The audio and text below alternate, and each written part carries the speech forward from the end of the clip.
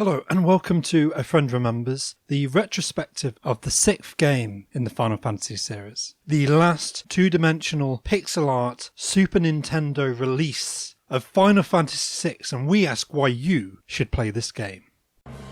This is the 6th retrospective I've recorded in my run-through marathon of the Final Fantasy series, and you don't need to have listened to any of the retrospectives of Final Fantasy 1 to 5 to listen to this. However, I do think it would be worth your time checking them out if you've got any interest in the history of retro video games. If you've not, I'll do a very quick recap. This is the last game in the series that uses two-dimensional pixel-based art. It was the last one released for a long time on a Nintendo console. Final Fantasy VI sets the gameplay style that would dominate this series for the next decade, with the next 3 games all released on the Sony PlayStation, pretty much following the template. Even though they were made in 2D, they followed the template that had been set by this game. It's the last of the old style games, but it's also the first of the new. And I want to try and unpick that in this retrospective, but I'll start by saying what it does differently to the ones that came before. Despite using pixel art graphics, despite being a sprite two-dimensional driven adventure, it is fundamentally different from Final Fantasies 1 to 5.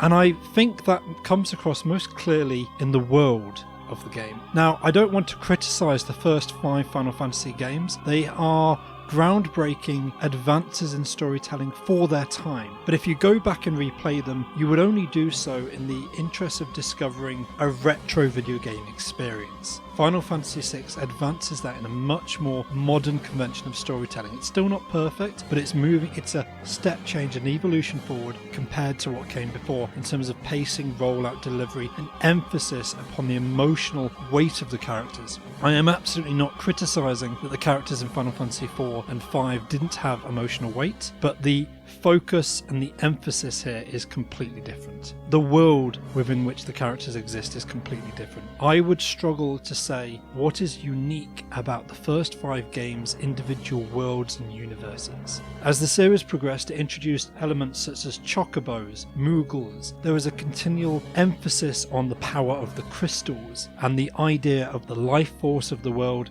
being directed and harnessed through these crystals. Final Fantasy V went all out and said if the crystals are destroyed, this is the impact, and it showed you the winds stilling, the seas ceasing, the fires drying out and going cold. It showed what would happen to a world when magic and life was drained from it. Final Fantasy VI takes a lot of those concepts, takes those archetypes, but it does something completely different with them. The worlds of Final Fantasy 1 to 5 are traditional medieval European fantasy with just a hint of ancient weaponry and steampunk. There's airships, there's forgotten machinery from a bygone age, but it's all about kingdoms, it's about knights, it's about princesses. It's bog standard fantasy. Final Fantasy VI has a lot of these themes. It's got moogles and chocobos and airships, but the world is not based on a medieval Europe Renaissance archetype.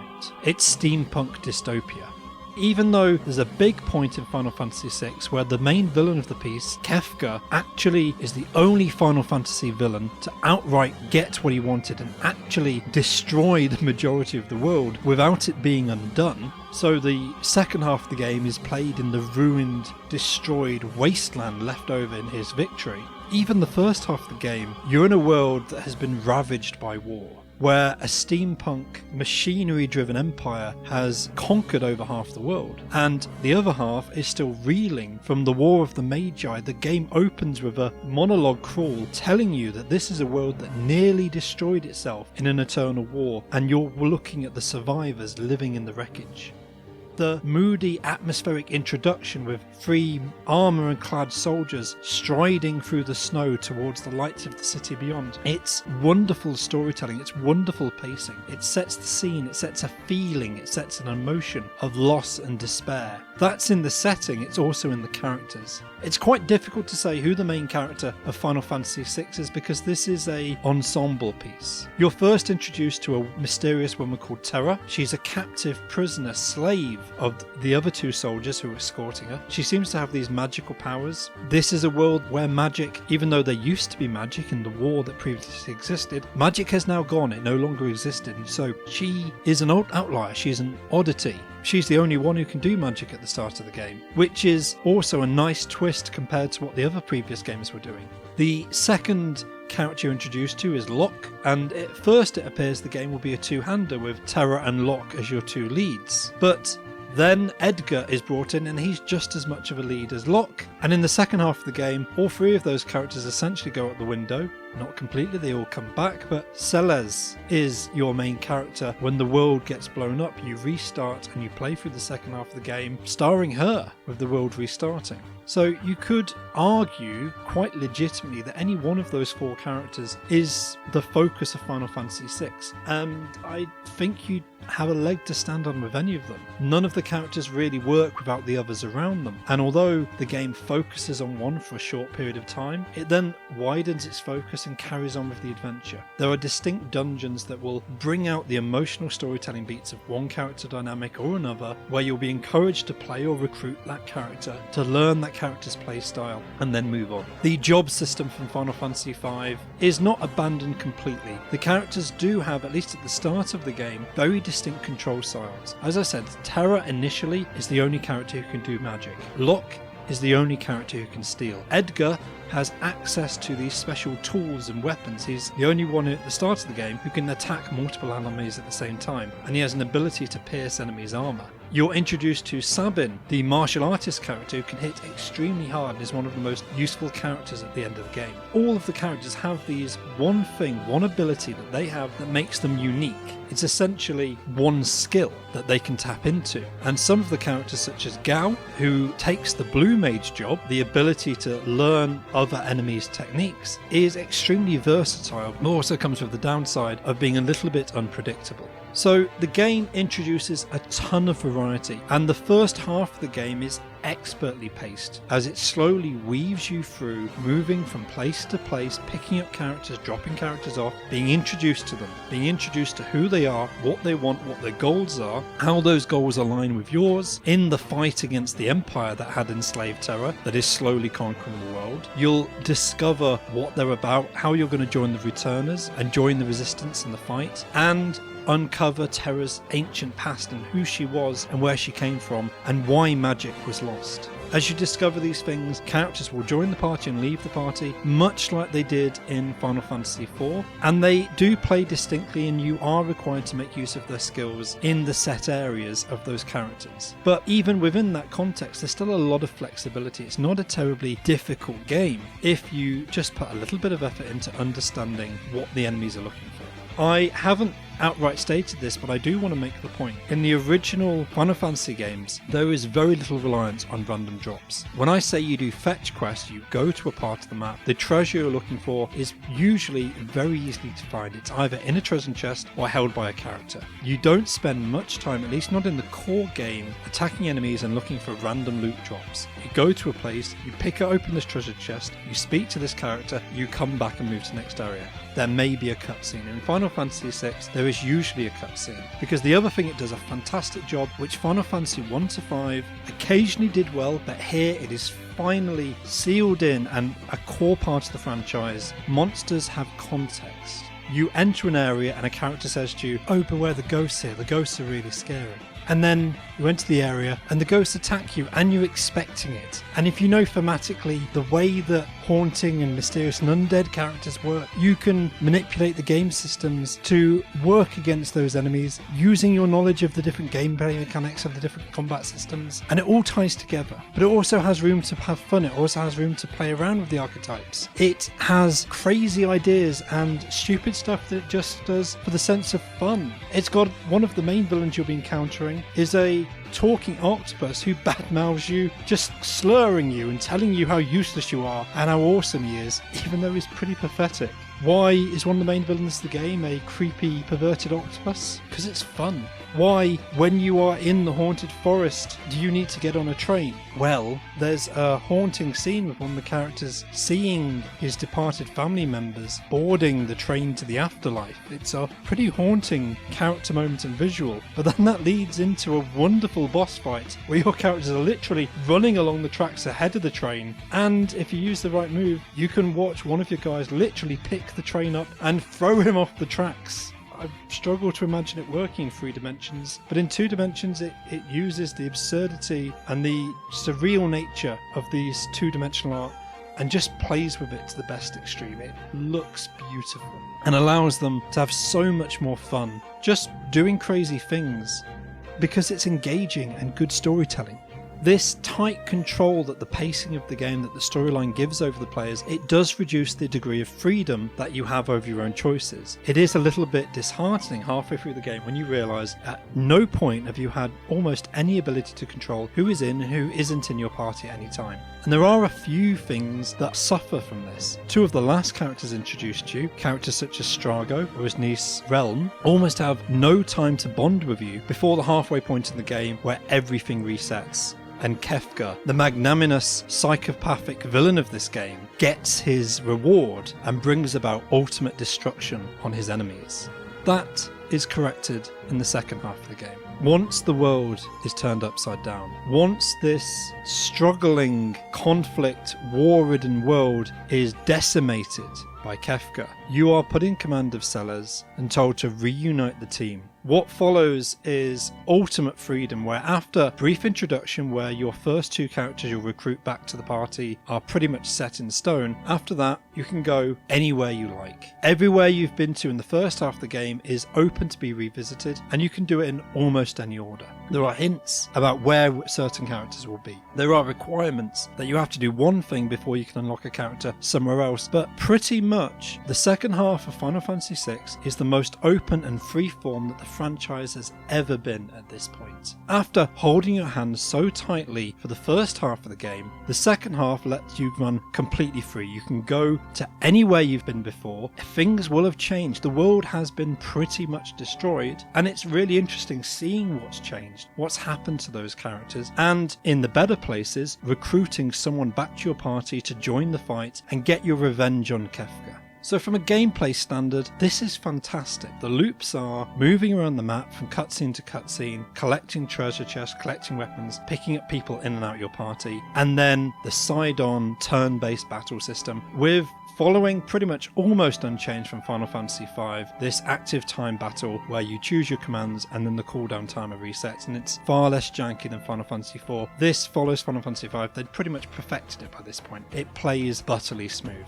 The characters have these unique skills and abilities that differentiate them. However, at a certain point in the game, magic will begin to come back to the world. Terra, although she begins the game as the only character who can cast magic and is the strongest magic wielder throughout the game, at a certain point you will unlock the ability for any character to gain magic. Summons, which were introduced in previous Final Fantasy games, are absolutely integral to the plot of Final Fantasy VI. As you pick up summons, you learn magic from the summons. And so the system goes, and what the game wants you to do is to equip and attach certain summons to certain characters, and as they battle, as they progress through the game with the summon attached to that character, they will learn skills, they will learn magic directed to what that summon knows. So you have to rotate your summons around, move them from character to character to make sure that there's a good spread of different magic skills across your different characters. This also has, I would say, slightly negative, unanticipated side effects. Up until the point in the game where you learn the ability to gain summons, you shouldn't be leveling up your characters. Now, for a first-time player, this doesn't really matter, and to be honest, it's only really important if you're a true completionist, if you want to get your characters as strong as you possibly can. I do think it's the one negative thing I've got to say about Final Fantasy VI. It's the first game in the series where actively battling and engaging in combat against enemies is a net negative to your team's overall ultimate potential. In all of the previous games, if you battled, you would level up. The amount you leveled up might vary, the amount of skill that your characters would grow, but growth was assured. By doing something, there would either be no outcome or a positive outcome. In Final Fantasy VI, if you engage in too much fighting and level up your characters too much before you learn certain summons, then you lock yourself out for the potential of leveling up with the added benefits that leveling up in the presence of those summons would bring.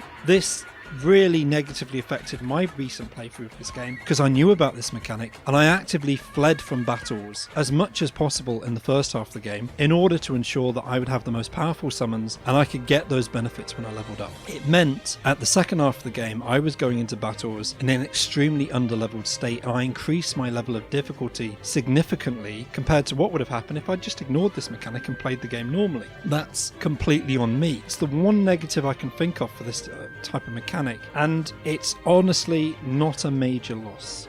Overall, the idea of moving espers, the names that they've given to summons, between different characters to gradually and slowly unlock different magical abilities at different rates to try and find a balanced party is a really good idea. And there really is a fantastic range of characters in this game. There are 10 core characters that you will definitely go into the midway point of the game with, and you have the opportunity of recruiting in the second half. But there are also an additional 4 optional characters that, depending on what you do in the first half of the game, you may miss entirely. This is actually one of the few things where I would recommend looking up a walkthrough and just saying, how do I ensure that I don't miss Shadow? How do I ensure that I don't miss Mog? Because it is possible to do something that will lock you out from these characters, and that would be a real shame.